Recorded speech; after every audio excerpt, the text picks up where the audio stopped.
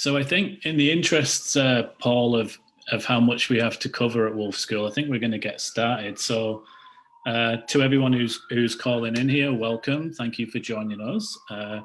My name's Ross Dixon. I work for the Raincoast Conservation Foundation. And this is our first episode of our Wolf School, which we're excited about and I'm a little nervous about. So thanks for joining us.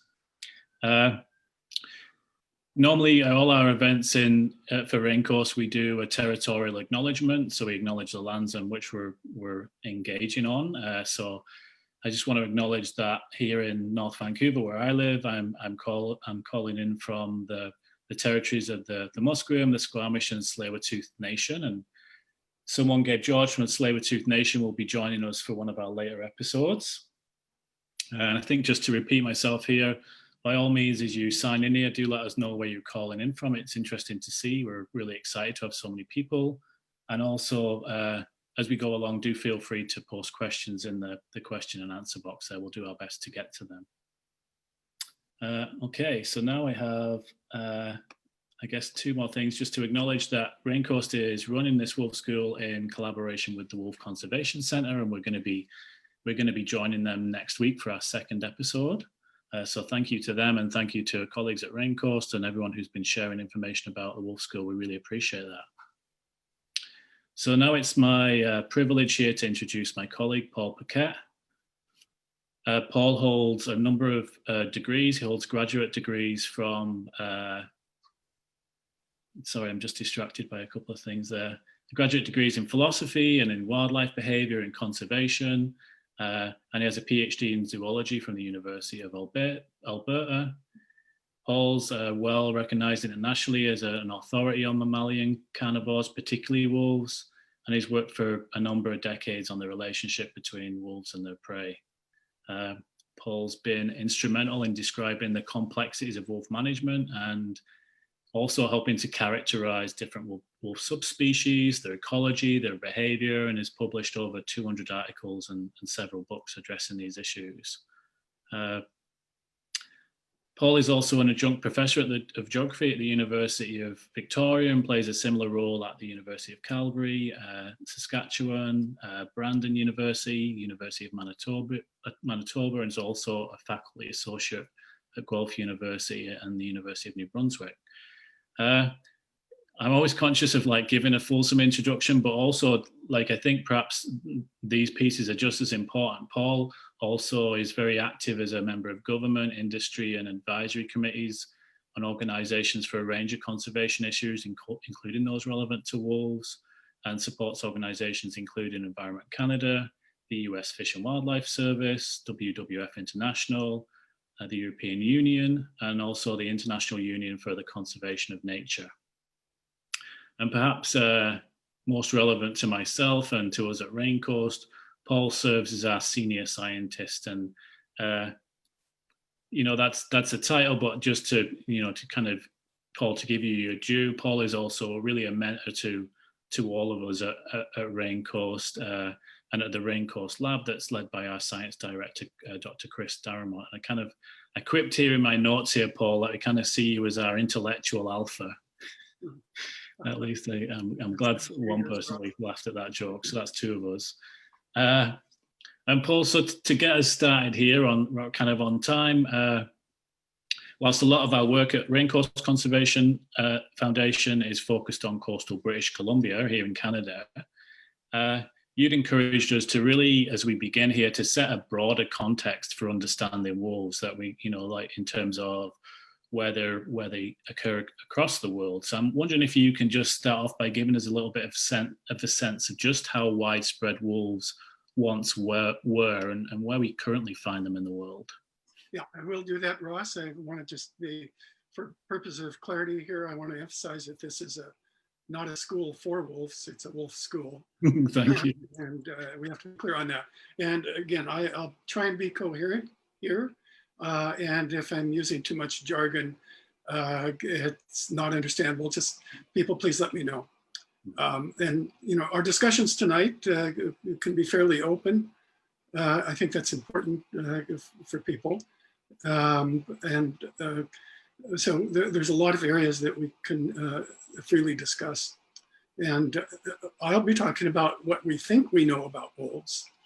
And I can't be assured that what we think we know is what we know correctly. So we're always learning. And I have to say that this kind of session is really advantageous for me because I'm constantly learning from others about wolves. And so I think that we can share information at this in this forum that is beneficial for all of us. So your question, Ross, was about the distribution of wolves, both historically, I would take from that, and as well as currently. I think for many people familiar with wolves are well aware that they were at one time the most widely distributed terrestrial mammal in all of the Northern Hemisphere, next to humans. And that reflects on the amazing ability of wolves to adapt to various environments. Of course, because of all of the pressures that have been placed on wolves over the years, they've been extirpated from areas around the world. So much of that range and distribution has shrunk considerably in recent years, and unfortunately. Yeah. And Paul, I'm kind of curious, like, and I know this a little bit, but I kind of ask for our audience.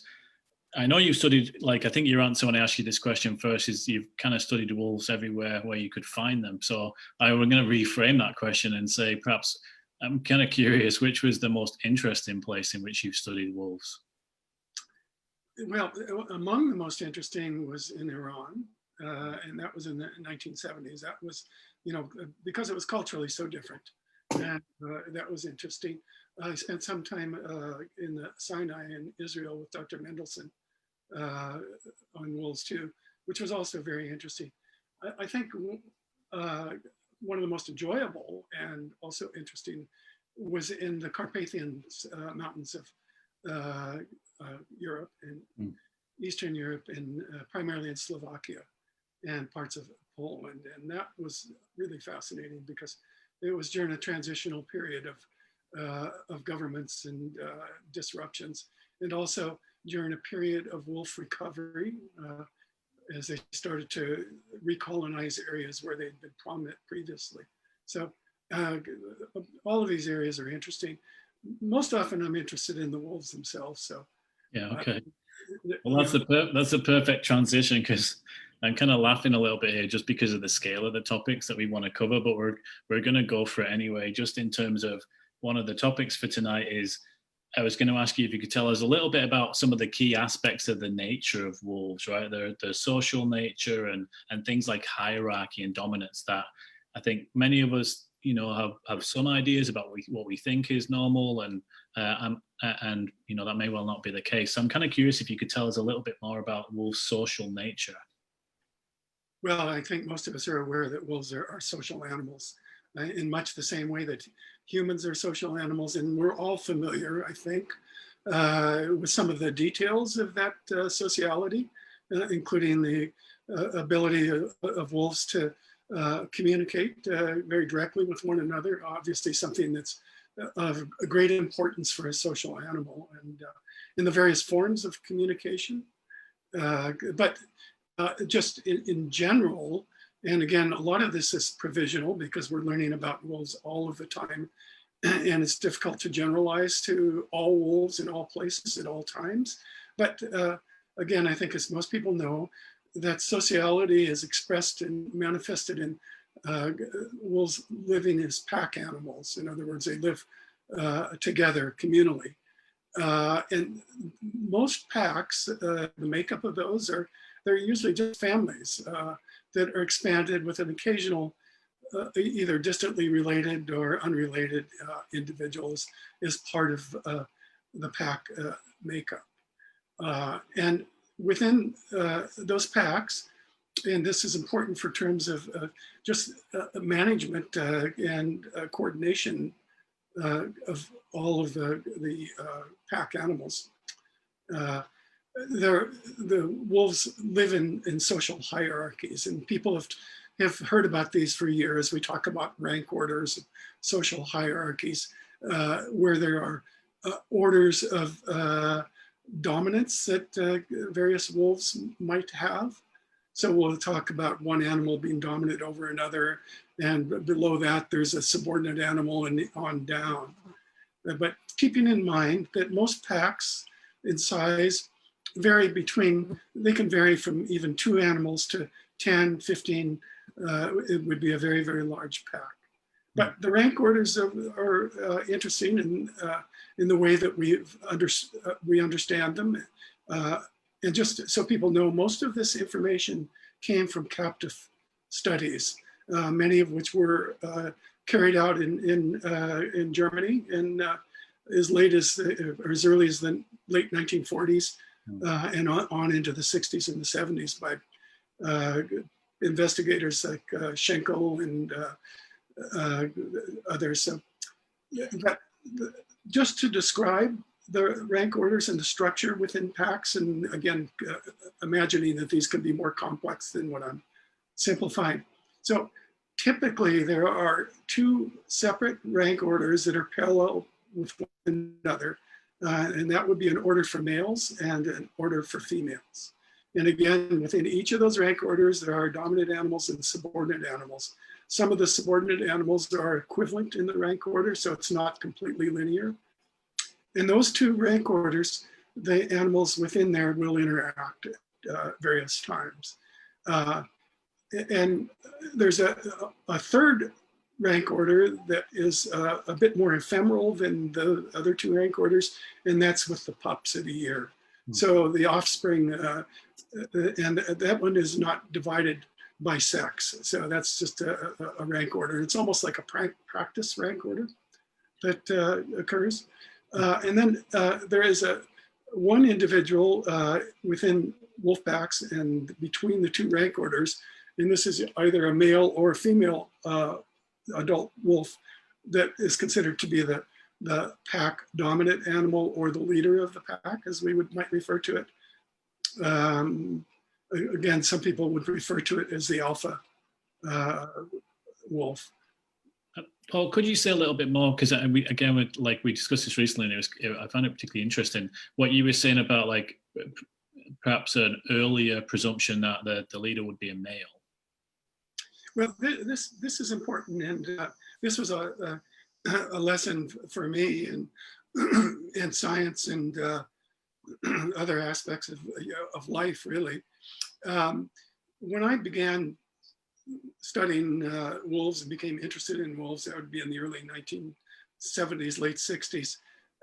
It was pretty clear in all of the literature and all of what had been written about wolves, again, understanding that all science is provisional, but all packs were described as having and being led by a male, a dominant male. There were no dominant females that were leading packs at that time. And that was really of interest. That changed as more and more information came in. But as a consequence, not of the male researchers who were almost exclusively involved with wolf research at the time, but that was the advent of women becoming involved in research, and particularly the behavioral research. And it became quite clear that what we were observing was in part a reflection of what our expectations were. And one of the first people to point this out was a young woman, 14 years old, who had just started on wolf research and as a volunteer. And she went on to become quite a prominent individual, but she published on this when she was about 17 years old, maybe 1979. But it was a lesson learned, and I think most people now know that we have dominant females and that are leaders in wolf packs and or shared responsibilities.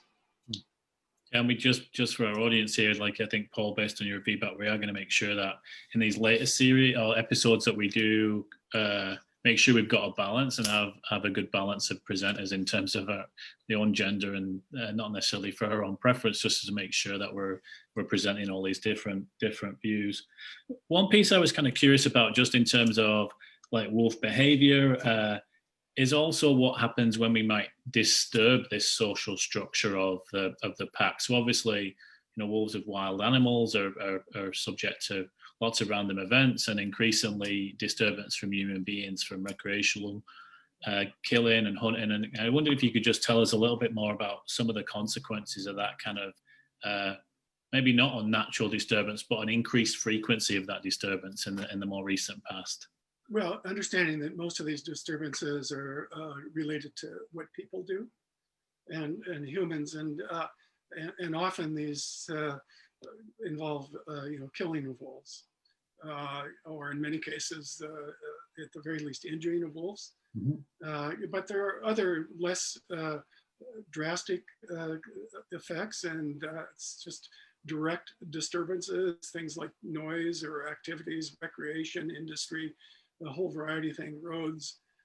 Those also constitute disturbances that can alienate wolves away from areas where they live, or even interrupt what happens within their packs and their social orders and how they communicate with one another. So you can have very, very dramatic disturbances that, and those obviously are the ones when wolves are being killed.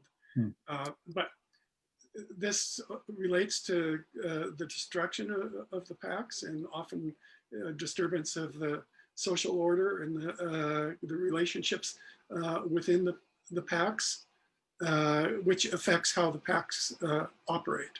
And that would include their ability to hunt effectively, and the areas in which they're familiar with, which they rely on that knowledge of and familiarity.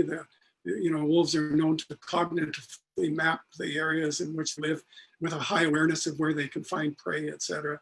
That kind of information is often lost as a consequence of disturbances. So this can be really, really detrimental to wolf packs, both in the short and in the long term. It also affects their reproductive behavior in the breeding that occurs within the packs, because often you're removing prominent individuals, dominant breeding individuals, adults, which means that others have to become involved in breeding and reproduction in a way that they likely wouldn't have previously. One of the responses that we frequently see is when wolves are disturbed, particularly when we're talking about lethal disturbances and loss of wolf numbers, you see changes again in reproduction and even in the number of pups that are being produced annually within the wolf pack in a response to those disturbances when wolf densities have been reduced so dramatically that they need to recover the populations. But the list of consequences is really extensive, and I mean we could do a whole program on that. And there's more and more documentation of what those disturbances are, and how those disturbances affect other species as well within the environment that the wolves live.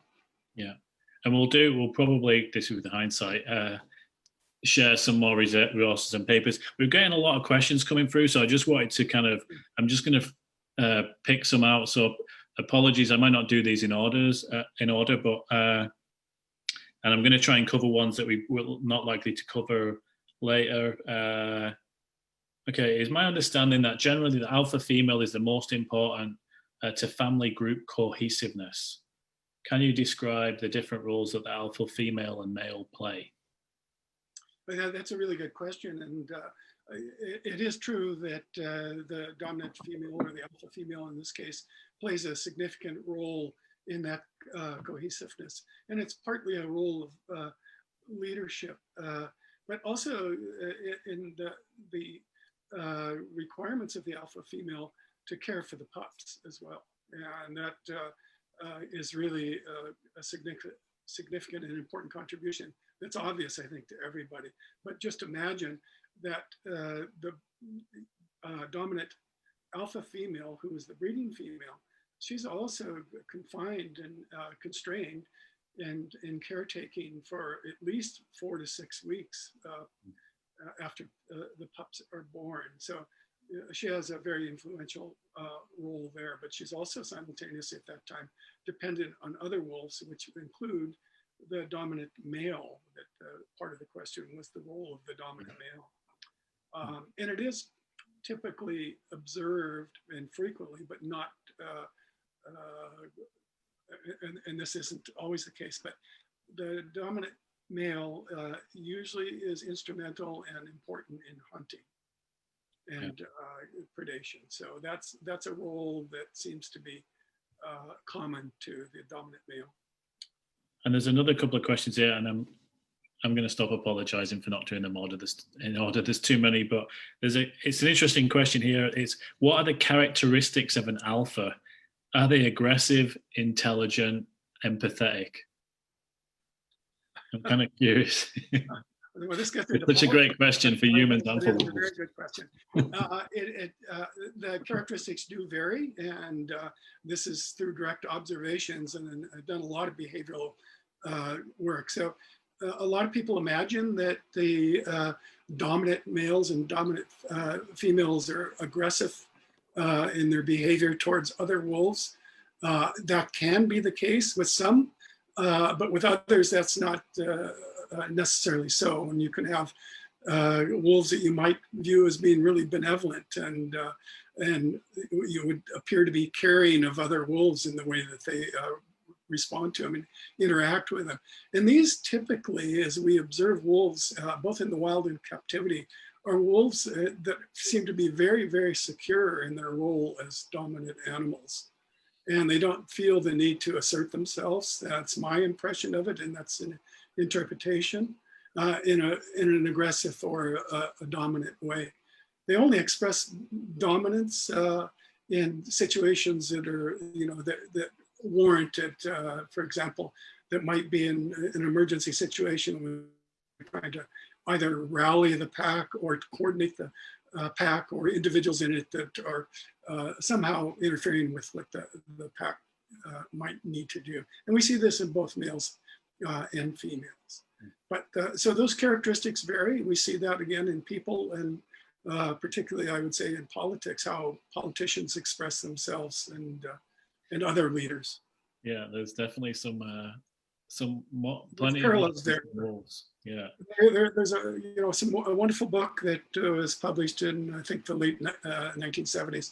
It's called Parallels in Evolution, and it is about people and wolves. And Paul, I wanted to take a slightly different track, or just to also cover like this. So we talked a little bit about this huge topic about the nature of wolves and how they interact with each other. And I'm wondering if you could tell us a little bit more about like their role in terms of their interaction with other species, so their ecological role. So Raincoast focuses on wolves as apex predators partly because of this role and its importance. I was wondering if you could tell us a little bit more about their role in terms of regulating other prey species and perhaps move into this idea of the landscape level of effects of animals like the wolf. Sure. And we can talk about a few aspects, but clearly not all, because they have such a profound influence on the environment in which they live and on other species. And I think most people are quite aware of that. Again, it's disproportionate to their numbers. And this is why they're considered to be so important and viewed. We speak of them as a summit predator or an apex predator. So keeping in mind that various systems in which wolves live, because they're so broadly distributed worldwide, vary. And they vary by numbers of species and their own complexity. So some systems are very simple, where you just have one or two top predators like wolves and bears, or just very few prey species, maybe a deer and elk. And others are much more complex, where you have multiple prey predators. And these are major predators like wolves, bears, cougars, etc. And many prey species. So you can have elk, moose, caribou, deer, whole variety, all living in the same area. So the influence of wolves in those areas varies. But keep in mind, and we refer to wolves as having a top-down influence as opposed to a bottom-up influence. Bottom-up influence would come, for example, from plants would be a bottom-up influencer, wolves being top-down. So they have their direct influence that would be via predation primarily on prey that they're most interested in. And they can serve sometimes a regulatory role. It's not clear. There's a lot of debate about whether wolves regulate their prey or not, but that can be a regulatory role.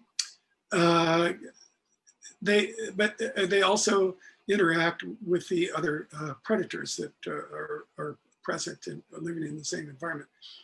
What's interesting is they also influence the behavior of their prey as well as the other predators. And for example, in some excellent work that I think many people know about that's been done in various places, including in Yellowstone in Italy and in Canada,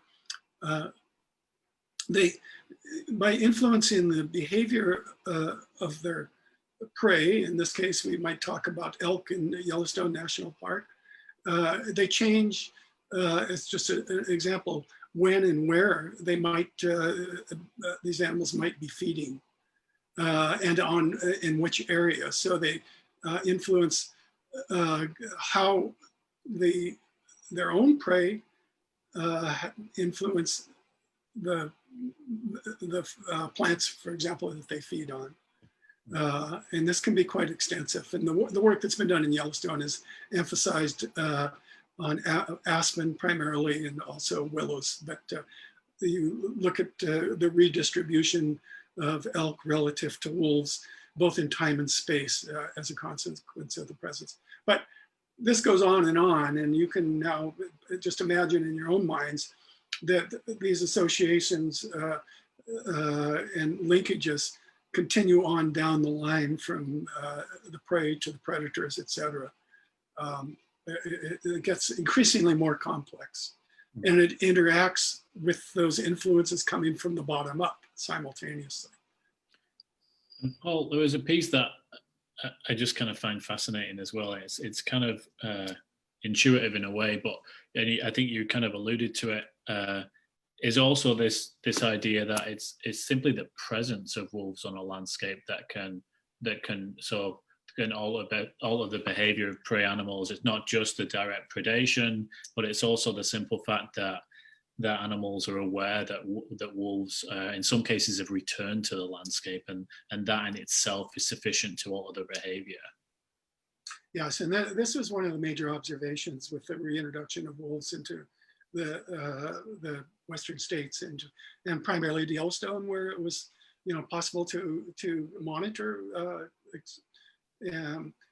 So that what you're referring to is this landscape of fear theory, and just as you suggested, the presence of wolves alone influences their prey, and that's thought to be via fear. And I think it's important for people to understand that dynamic might change over time. And I can tell you from my own observations that in areas that wolves have recolonized more recently, and so that they're fairly novel in their presence relative to the prey or their primary prey. And again, for example, elk, the elk do behave quite differently in response to the wolves than they might in a more established situation where there've been a long-term relationship of wolves and elk. And I'll just give two quick examples. One from Wood Buffalo National Park with bison, for example, and then from Rocky Mountain National Park and with elk, where it's not uncommon for us to observe wolves and elk right in the same area, very close to one another. In some cases, I've watched wolves that are just sleeping in the middle of or near herds of elk, or within close near proximity to bison. And there's that, but there's an awareness back and forth between the predator and the prey there. And but interestingly, when wolves begin to hunt, everybody is awake. and you can watch it develop and how it manifests, as this awareness, spreads, throughout all the predators and the prey. Wonderful piece that was written by Barry Lopez some years ago, and I can't remember where it was published, and it's called The Conversation of Death. And it talks about this exactly between the predator and the prey when this is happening. So I would highly recommend it if you can find that piece. Yeah, I think we have it. I remember reading it a while ago. So we will do our best to share some resources afterwards. I'm just going to go back to a question here. I'm just trying to track some questions in text as well. That's why my eyes are all over the place. And it relates to something we discussed before and the question was, Paul, what happens when wolf packs meet? And we spoke about this the other day in that, lots of people there's lots of ways of consuming information about wolves in addition to the academic papers. And we know a lot about wolves and see a lot about wolves interacting in Yellowstone, and that, I guess in some ways it makes for great TV, this kind of super dramatic conflict, and that's very much by certain channels kind of amped up.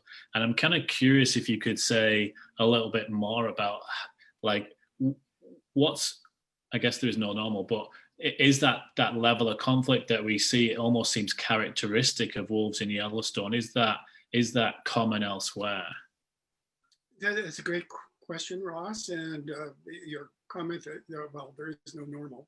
I think that's an important to keep in mind. Yeah. So my understanding of what is happening in Yellowstone, where we do see frequent conflict between packs and even within packs, and often that conflict results in dead wolves, and that is wolves killing other wolves. And this is really unusual as far as I'm concerned. It's not what I would say is characteristic of wolves at all. Certainly not in areas where I've studied wolves, and that's a pretty, on multiple continents and different places. I know in maybe 45, 50 years of studying wolves, I've once or twice documented wolves killing wolves, and these are in pack conflicts. And this is through close on the ground tracking of wolf packs over extended periods of times. In fact, over years, where we would find those kinds of events. I think partly what we're seeing in Yellowstone, and the others would have probably a different opinion on this, but I think it still is unsettled. We have to be thinking in ecological timeframes rather than in our own, short sort of political timeframes. That the wolves have only been present in Yellowstone and returned in maybe a little bit more than 20 years. And so it still is unsettled there. And I think that part of that unsettledness is still being worked out among the wolves themselves. And part of that might be manifesting in seeing more wolves killing other wolves.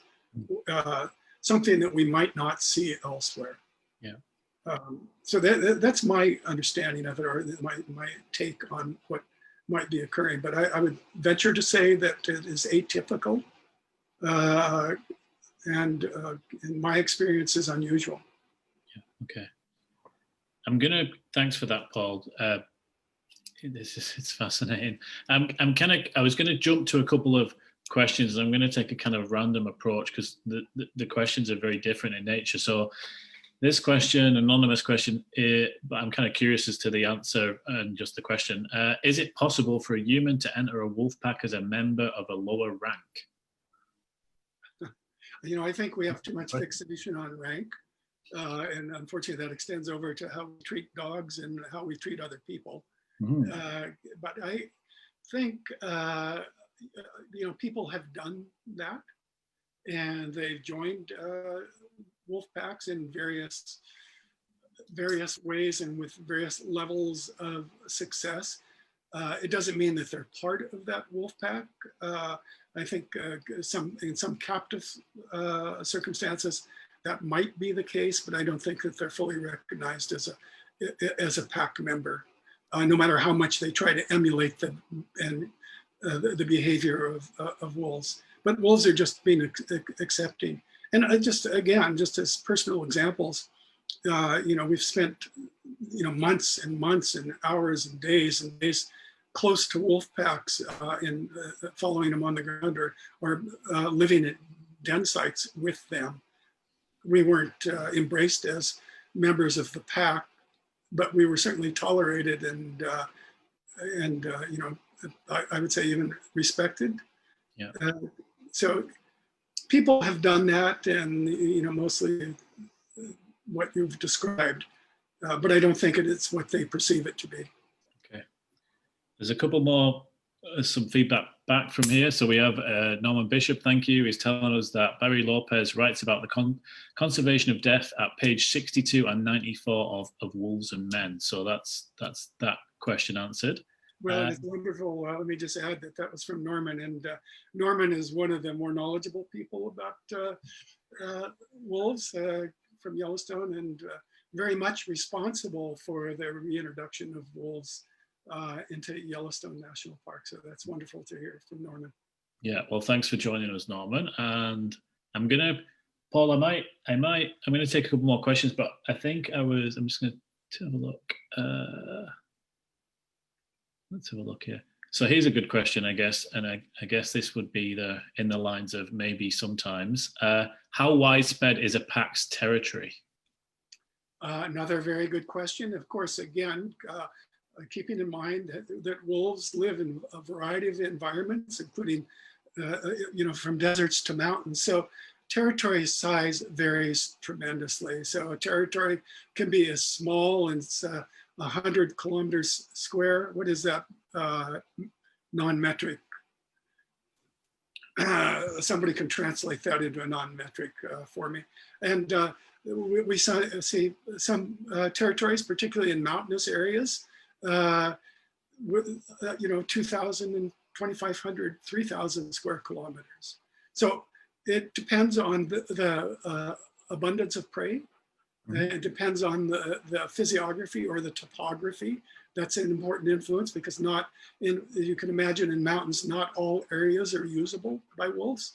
So you have a lot of unused areas. Valley bottoms are important, but mountain peaks and steep slopes are not, so they're excluded. So they end up being in much larger territories by necessity. But the density of prey and availability of prey is very important to that territoriality and the extent of it. Okay, there's a lot more questions. I'm just going to take some just totally at random. Would a wolf pack take in an abandoned cub or a baby of another species? I don't know. That's a good question, whether they would adopt a species. We see this happen with lions, for example, and some of the cats. I don't know that we've seen that with wolves in the wild, with the possible exception maybe of a domestic dog, but I don't know that that's been documented anywhere. Someone who's listening and might have better information on that. Okay. I'd be interested in a more complete answer there. Okay. Well, the audience members here, feel free to help us out and answer this question. And here's a different question. All these questions would lead to lots of complex answers. But Paul, this is the question. What do you think the consequence of climate change in forestry are on wolves in a bottom-up tritrophic food chain? Wonderful question. Well, the climate change is very important to wolves. Only because they are going to be influenced by the changes that occur on the landscape or within the environment where they're currently living. So in the tritrophic sense, if we're looking at the very bottom, and that would be from the forests in vegetation, plant species, we all know that climate change is having, again, a profound influence on vegetation. And it's changing dramatically. And one of those changes that's going to be of most importance, if we want to link forests and forestry back to this, a lot of what we do in forestry is predicated on the cutting of the trees and then the replanting of the trees. with the anticipation or the understanding that those forests will develop again as they once were. And that's what we talk about, is they go through various successional stages until they reach a climax stage of a mature forest. And it'll be similar to what was there when they had harvested the trees originally. Well, that likely is changing. We're not going to see that. We're going to see an environment that's going to be dramatically different at that lower trophic level than what it is and was at the time that these trees were removed. This has major consequences for prey species primarily, and then hence, and obviously, for wolves that depend on those prey, because some prey are not going to be able to adapt to that changed environment that is resulting from climate change. So you can, I think, imagine what might happen in the longer term. We're going to see some species completely pushed off the areas that they once inhabited. I think wolves will do well by comparison with other species because they can adapt to the changes that occur, or if the other species, the prey species primarily have to move, for example, farther north or into higher elevations, and as the habitats change, the wolves will certainly go with them. But that's a really good question, and not one that is frequently asked and of great importance.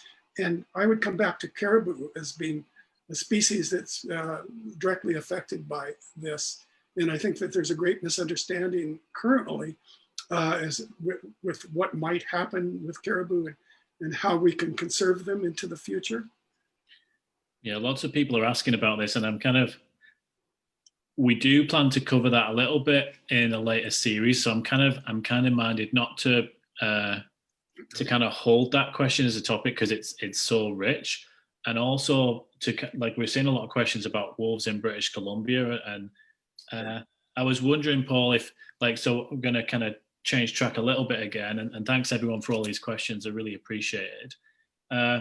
If you could tell us a little bit about, I wanted to shift to wolves in British Columbia, and I'm kind of stepping into an awkward stage here because I also wanted to very briefly just acknowledge the fact that a lot of the way in which, and this isn't my story, it's going to be shared by my colleague Chris Darramont later on, but a lot of our work on wolves in British Columbia was really strongly influenced by a gentleman called Chester Starr, the Heiltsuk Nation, who sadly passed on recently. So we just wanted to acknowledge that this whole series is going to be dedicated to his memory because of the influence that he had on us. And we're going to invite colleague Chris Darramont to talk to that and to share more a little bit about Chester and his influence on our work in a later series. But I just wanted, as soon as we start to think about our work in wolves in British Columbia, it feels right and appropriate just to acknowledge Chester and his influence and just respect his memory.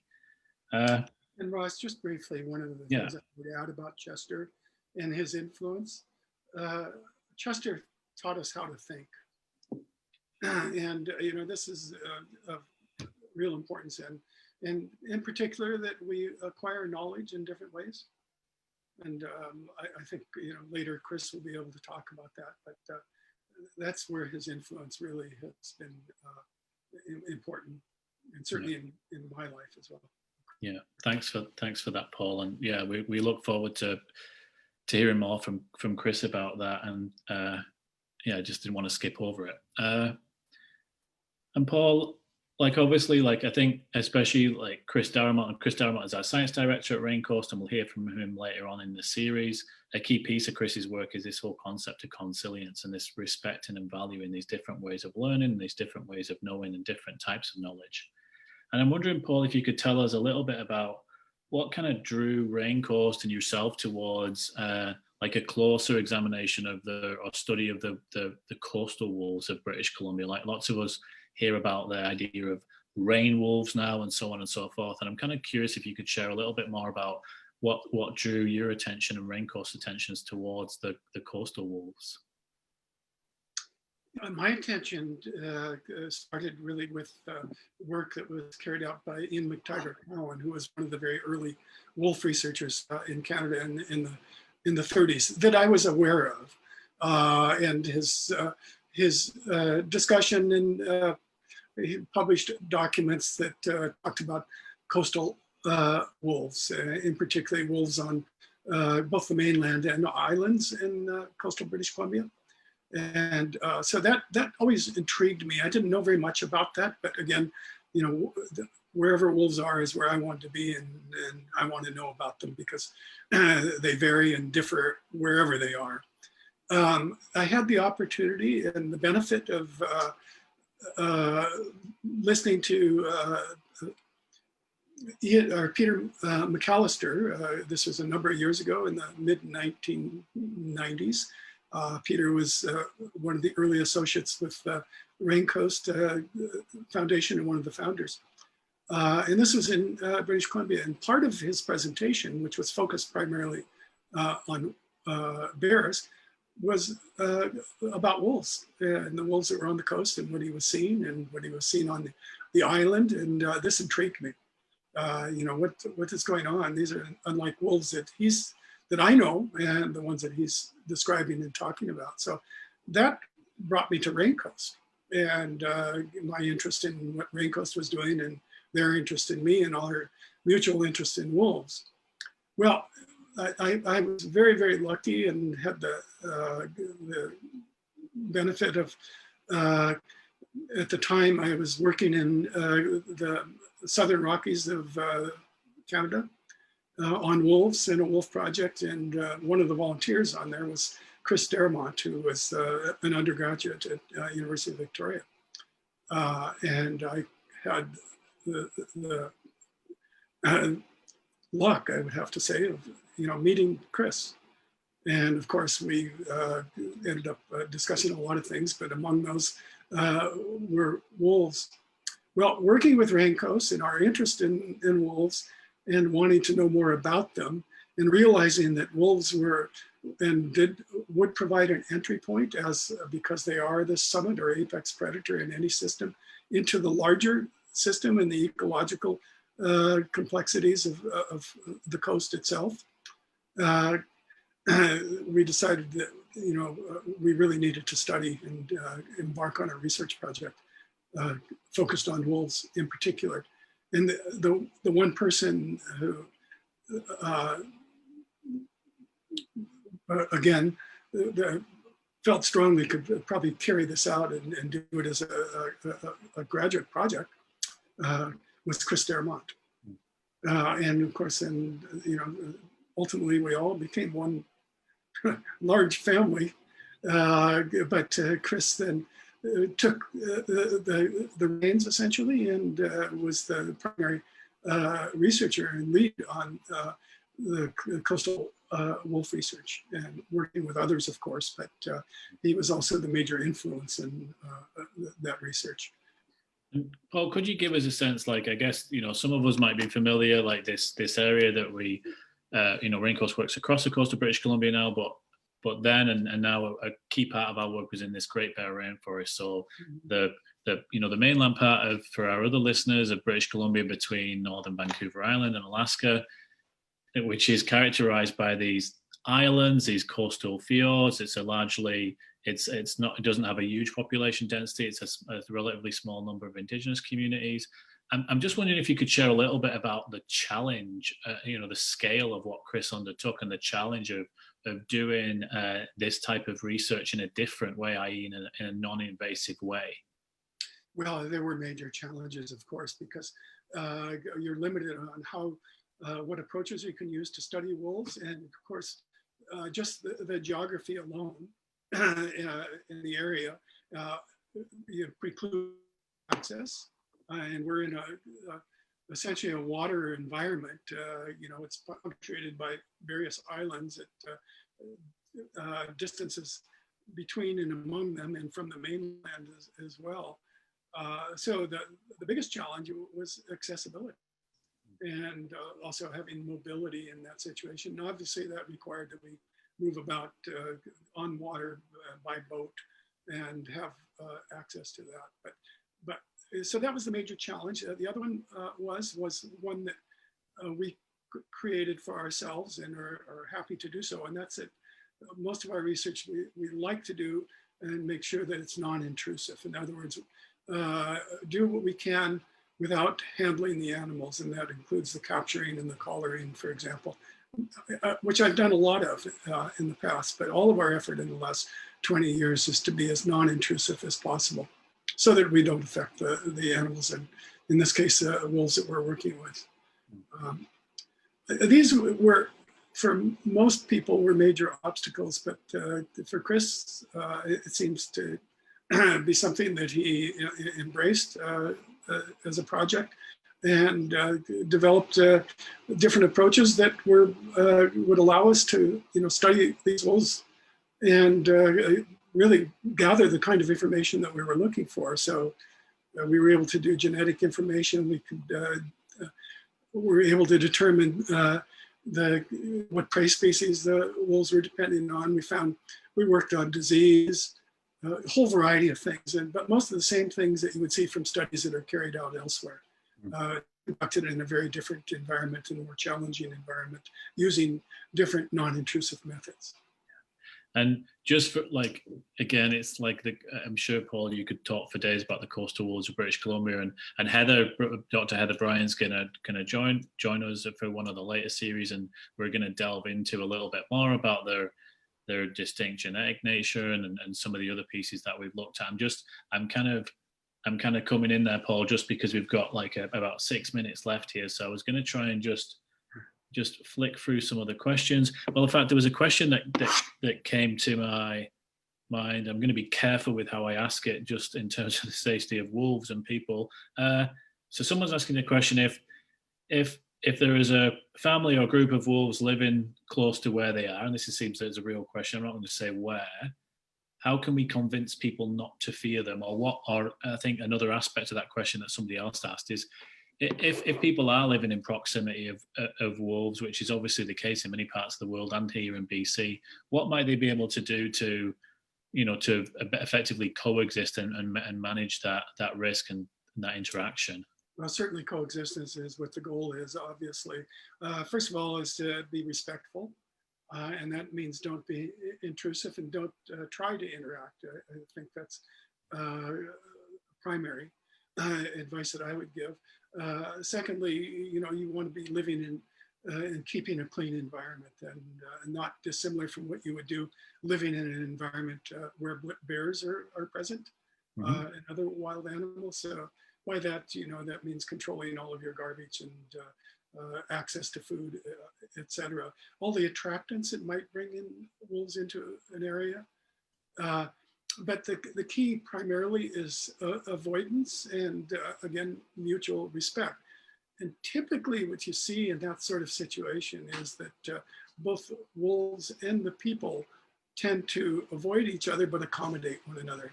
And I think that's really the goal.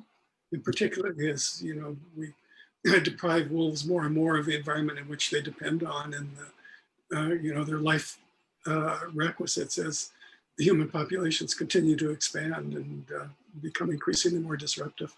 Yeah. And Paul, I've seen a lot of questions here. I'm sure, many of our audience here will know of the story of Takaya, this in inverted commas lone wolf that lived on an island just off Victoria. And I know Chris Darramont did some work on it, and likely others. I'm kind of curious if you could, just because that seems to be a real point of interest for people tonight, if you could say how common it is for a wolf to do something like that, to seemingly well, I guess we don't know, but to seemingly, I would say, choose to live on its own. Not that we'd know those things, but what could you say about Takaya? Well, this was unusual, and Takaya was closely watched by several people, including Cheryl, who did some long-term observations of Takaya. What I can say, it's unusual for a wolf to be alone, particularly on an island. But keep in mind that within most populations, of wolves, about 10%, maybe 5 to 10% of the wolves are lone individuals, not pack members. And it doesn't mean that they might aspire to be part of a pack, but often they're not. And there might be a variety of reasons for that. So lone wolves are not unusual. I think lone wolves living on islands that are separated from the mainland by quite a distance, that's very unusual, at least in my experience. Yeah.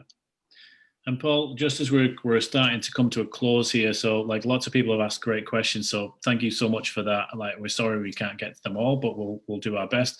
Paul, one thing that people have asked about is related to caribou and conservation, and I think one piece that I'm really curious of you to speak to is, and you've kind of mentioned this in the context of climate change, like wolves are highly adaptable. Like we can and we do exploit them. And even in British Columbia, we didn't go into this, but they've been effectively extirpated a couple of times, and yet they come back.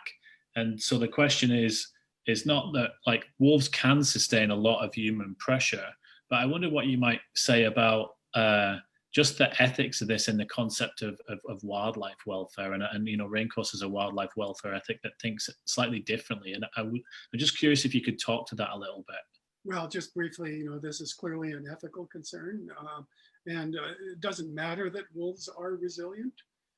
They still can suffer. They can still endure pain. And, you know, beyond that they might endure in their own natural environment that's imposed by people. And that's an ethical concern. Why we are interested in animal welfare and conservation, and that we try and blend both of those and have a keen awareness of that.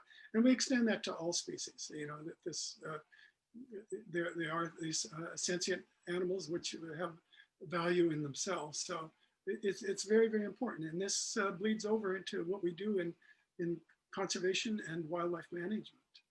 And you know, often in conservation, our concern is mostly with populations and not individuals, but we emphasize both, and individuals are important, and we need to think about them, and we need to think about how they live and their quality of life, and how we might be affecting that quality of life. You know, and that's important, and that's a change. And I think, you know, many people now agree with us. Others have made that point before, including Aldo Leopold. Going back, I mean, I think a lot of people are familiar with Aldo Leopold. But it's an extension of ourselves, and you know, we would expect that that kind of treatment be extended towards people as well. Yeah. Well, it seems like we're kind of at time, and I want to respect, you know, our audience here and you, Paul, in terms of the time. And it seems like an apt piece to finish on. So I'm kind of going to start to wrap here, and just say thank you to our audience for taking the time to join us tonight and the questions. We really appreciate that. Paul, I really appreciate you, period. And I really appreciate your time and effort you've put into tonight, and other colleagues at Raincoast who've made this happen. In addition to our collaborators, the Wolf Conservation Centre. If you're interested in more about wolf conservation, then please stay tuned for the rest of this series. Next week, it'll be slightly earlier, and we'll be with the Wolf Conservation Centre. So you'll actually get to meet some wolves. And yeah, if you're interested in learning more, please visit the Wolf Conservation Centre, or obviously you can visit www.raincoast.org and just look at the pictures for wolves and click on that, and you'll find a lot more information. So with that, I just wanted to say thank you, Paul. If you want it, Paul, I'm kind of curious if you have a last thought for us on wolves before we close, because I don't want to be the last one to speak. Well, I have a last thought. I mean, just to first of all apologize for being long-winded, but I'm passionate about wolves and how we behave towards wolves and treat them. But I would just, my last thought is that you should hug a virtual wolf, and I think it's important. So it was a pleasure to be here with others, and maybe we can rejoin sometime in the future. I think we could do this in different forums or in different ways, but thank you all for being here with us, and the wonderful questions as well. Yeah.